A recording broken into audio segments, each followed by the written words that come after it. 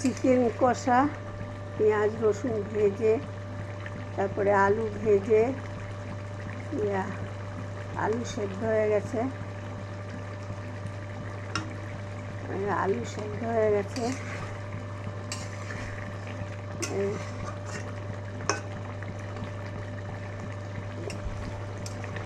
Chicken কষা করলাম আর ভাত।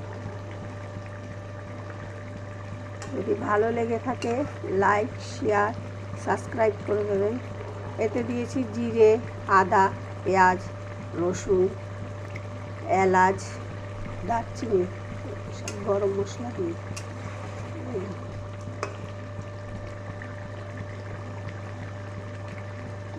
আলু সেদ্ধ হয়ে গেছে।